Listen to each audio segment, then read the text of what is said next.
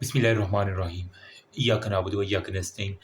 The most important and most demanding topic, the breast.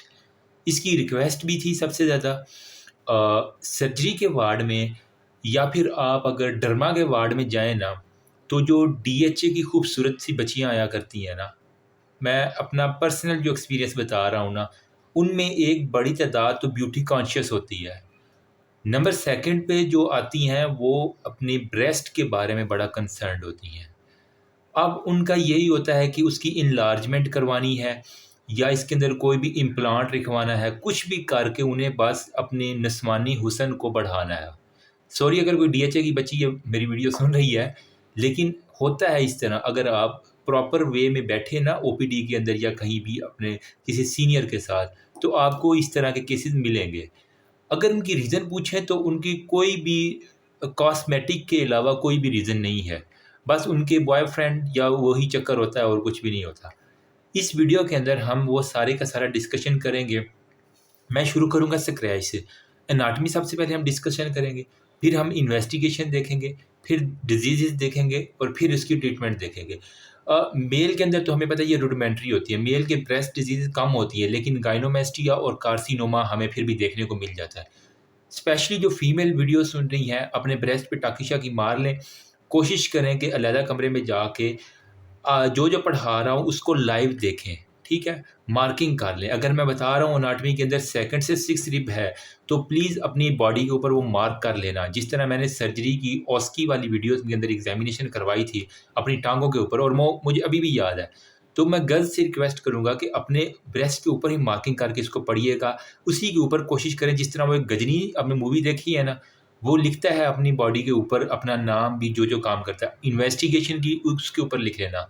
Diseases भी उसके ऊपर लिख लेना, ट्रीटमेंट भी उसके ऊपर कोशिश करना लिख लेना ब्रेस्ट के ऊपर ही, ठीक है?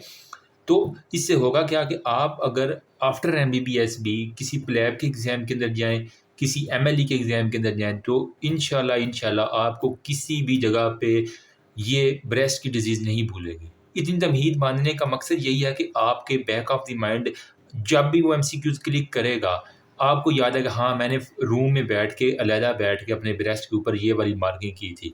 और जो बॉयज़ हैं वो बस इमेजिनरी पिक्चर के ऊपर गुज़ारा कर लें। यही मेरी आपसे रिक्वेस्ट है।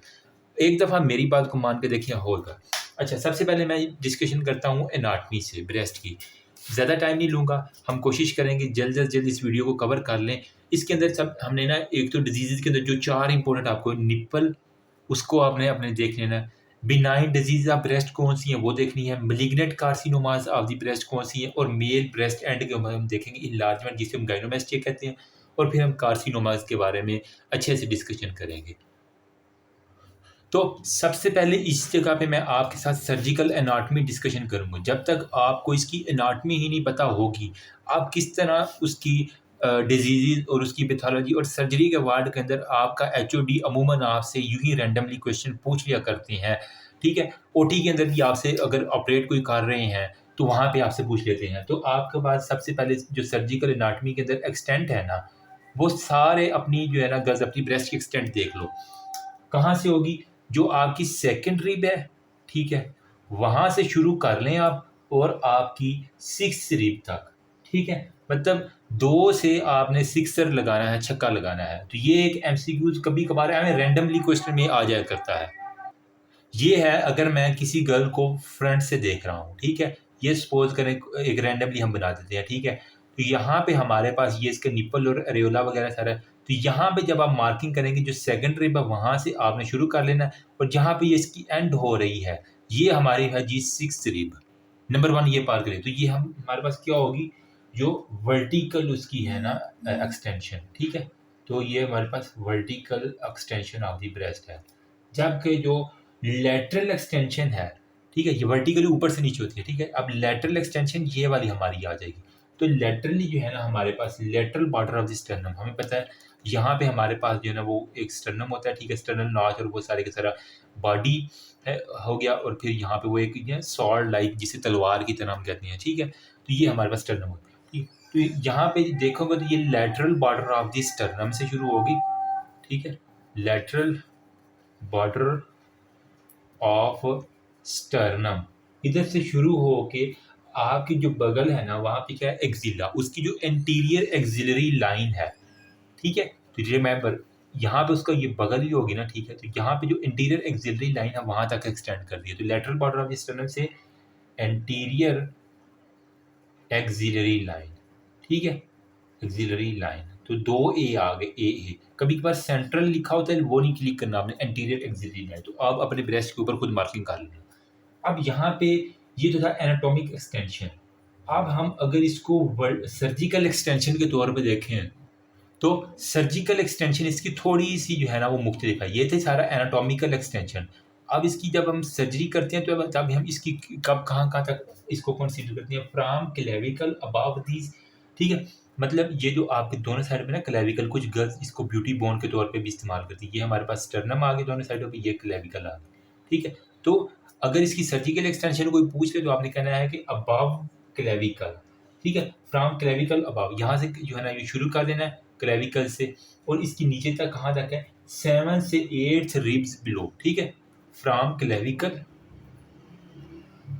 अप टू 7 से 8 रिब जो है ना वो बिलो तक हम सर्जिकल मार्किंग के अंदर इसको कंसीडर कर लिया करते हैं, ठीक है? बाकी लेटरली अगर हम देखें तो हमारे पास जो बॉडी की मिड लाइन है, ठीक है, वहां से आपने शुरू करना है, और जो पीछे आता है ना हमारे पास लेटिस्मस टार्साई मसल, आपने एनाटॉमी के अंदर पढ़ा होगा, तो वहां तक आपके पोस्टीरियरली जाती है, ठीक है? तो अगर मैं सामने देखूं तो हमारे पास फ्रॉम मिड लाइन, ठीक है, फ्रॉम मिड लाइन से अप टू लेटिस्मस टार्साई, तो ये एक बार मसल का नाम याद कर लेना। ये हमारे पास सर्जिकल एक्सटेंशन इसकी आती है, जब हम सर्जरी करते हैं तो यहाँ तक हमने इसको एक्सपोजर सारे का सारा हमें चाहिए होगा, ठीक है? अब इसके एनाटॉमिकल पार्ट्स के बारे में थोड़ी सी बात करते हैं। तो एनाटॉमिकल पार्ट्स कोई मुश्किल नहीं है, आपने एनाटॉमी के अंदर भी कई दफ़ा पढ़े होंगे। हमारे पास सबसे पहले होता है जी निप्पल, ठीक है? फिर हमारे पास होता है जी एरियोला, ठीक है? फिर हमारे पास होता है जी एक्सिलरी टेल, ठीक है? Axillary tell. देन हमारे पास होता है लिगामेंट ऑफ कूपर।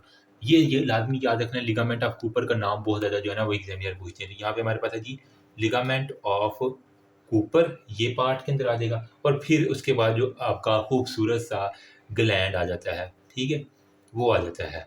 ये हमारे पास जो है ना वो कुछ हैं। जो निप्पल है ये हमारे पास क्या है, यूँ कह लें कि राउंड है, ठीक है, गोल सा है, ठीक, और इरेक्टाइल, यूँ कह लें कि इरेक्टाइल स्ट्रक्चर है इन दी सेंटर ऑफ एरियोला। जो ब्लैक सा आपको पोर्शन नज़र आ रहा है ना निप्पल के ऊपर, ठीक है, अगर मेरे पास ब्लैक पॉइंटर पड़ा हो ना, ठीक है, ये वाला, अल्लाह अगर ये चल जाए, ठीक है, यूँ करके अगर निप्पल को कंसीडर करें तो यूँ सारा का सारा ब्लैक होता है, ठीक है, ये सारे का सारा। दरमियान में आपको एक उभरी हुई चीज़ नज़र आती है जिसे हम कहते हैं जी ये हमारे पास निप्पल है, और साइडों में सारे का सारा एरियोला। तो जो ये जो निप्पल है ये राउंड है, और मैंने कहा ये इरेक्टाइल है। जिस तरह हमारे पास पिनाइल ऑर्गन इरेक्टाइल होता है ना, मतलब सेक्सुअल रोजन के दौरान वो इरेक्शन कर लेता है, मतलब कुछ ना कुछ अपने अंदर उभार पैदा कर लेता है, तो यही इसका भी, यही निप्पल की भी ये होती है, ठीक है? सेंटर ऑफ द एरियोला में इसके अंदर क्या होता है, बेसिकली स्मूथ मसल फाइबर होते हैं, ठीक है? बताने का मकसद ये है कि जब हमने सर्जरी करनी है तो इसके अंदर हमारे पास इंपॉर्टेंट है, तो स्मूथ मसल हमारे पास फाइबर्स इसके अंदर आपको मिल जाएंगे, जो कि हमारे पास कंसेंट्रिकली और लॉन्गिट्यूडनली अरेंज हो गए। एक तो कंसेंट्रिकली और एक हमारे पास लॉन्गिट्यूडनल, इनकी अरेंजमेंट आपको दिख जाती है। फिर हमारे पास स्किन जो है ना वो हमारे पास स्ट्रेटिफाइड स्क्वेमस एपिथेलियम, तो वो क्रेटिनाइज्ड स्ट्रेटिफाइड स्क्वेमस एपिथेलियम के साथ ये सारी की सारी निप्पल की जो स्किन है ये होती है। क्यों इतनी मल्टीपल लेयर है? क्योंकि जब बच्चे ने सक करना है तो ये कहीं क्रैक ही ना हो जाए। तो आगे इसके निप्पल के बारे में आ रही है डिजीज, वो हम यहाँ पे इसके अंदर सारे का सारा डिस्कशन करेंगे, ठीक है? फिर हमारे पास एरियोला, जो सराउंडिंग ब्लैकिश एरिया है ना वो हमारे पास एरियोला होता है, ठीक है? इसके अंदर हमारे पास क्या होता है, इनवॉलेंट्री मसल जो है ना वो अरेंज होते हैं, ठीक है? मतलब जो हमारे कंट्रोल में नहीं है, तो इनवॉलेंटरली जो है ना वो हमारे पास मसल यहाँ पे वही कंसेंट्रिकली जो है ना वो हमारे पास यूं यूं अरेंज हुए होते हैं। फिर सारी अपनी गर्ल्स अपने निपल के ऊपर फील कर लेना ये, ठीक। अब यहाँ पे जो कह रहा है ना बात, वो हमारे पास है न्यूमेरियस स्वेट ग्लैंड और सीबेशियस ग्लैंड, ठीक है? यहाँ पे पसीने वाले और सीबम वाले, जो उसको क्या कहते हैं कि मुलायम कर देना, सीबम इसी को कहेंगे ना, ठीक है? तो स्वेट ग्लैंड और सीबम ग्लैंड उसको लुब्रिकेट करने के अंदर हेल्प करते हैं, ठीक है? तो वो ब्रेस्ट की जो भी लुब्रिकेशन आपकी हो रही है और जो वहाँ पे पसीना आ रहा है, वो एरियोला के ऊपर जो है हमारे पास ख़ास तरह के जो ब्लैकिश एरिया है उसके ऊपर हमारे पास सारी की सारी चीज़ें होती हैं, ठीक है? और ये कहता है कि हमारे पास इनकी जो है ना प्रेगनेंसी के दौरान यही जो सीबेशियस ग्लैंड है और स्वेट ग्लैंड है, ये इनलार्ज हो जाती हैं और हमारे पास एक नोड्यूलर एलिवेशन बना देती हैं।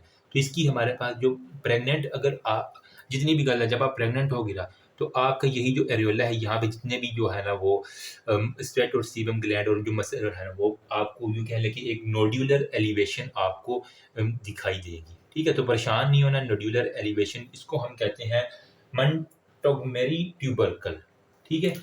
एम, ये नाम अब गौर से सुनिए, MONTGOMER, मोंटगोमेरी ट्यूबरकल जो है ना, इसको हम कहते हैं। तो ये आपका नंबर सेकंड पे हमारे पास जो MCQs आ गया, ठीक है? फिर हमारे पास होता है एक्सिलरी टेल। यहाँ पे जो मैं बताना चाह रहा हूँ चीज़, जो मोंटगोमेरी ट्यूबरकल है, ये बेसिकली जो सीबेशियस ग्लैंड है ना, जो ऑयल सेक्रीट करता है, यूँ कह लें कि ऑयल का खजाना जो है ना, वो ज़्यादा आपका हो जाएगा ड्यूरिंग प्रेगनेंसी, तो इसको हम कहेंगे मोंटगोमेरी ट्यूबरकल। आपको मैं यार यहाँ पे एक इमेज दिखाना चाह रहा था, अल्लाह करे वो मुझे मिल जाए, ठीक है? तो बहुत ही जो है ना वो, ये एक एनिमेटेड सी पिक्चर है, मैं ज़्यादा नहीं दिखाऊंगा क्योंकि फिर यूट्यूब वाले लिमिट कर देते हैं वीडियो को। ये देख रहे हो, ये ब्लैकिश एरिया, यहाँ पे आपको छोटे छोटे छोटे छोटे छोटे ये साइडों पे ट्यूबरकल्स नजर आ रहे हैं उभरे हुए। ये बेसिकली क्या है, ये ऑयली सिक्रीशन वाले जो सीबेशियस ग्लैंड है ना आपके, वो कह रहे हैं these bumps on your areola called Montgomery gland, they have zero said breast हो गया, और वहाँ से यही है कि हमारे पास उभरे हुए जो होते हैं ना, ये सीबेशियस ग्लैंड के लिए हमारे पास हेल्प होते हैं। फिर हमारे पास होता है एक्सिलरी टेल। ये बेसिकली ब्रेस्ट की जो है ना वो सर्जिकली इंपॉर्टेंट बहुत होती है।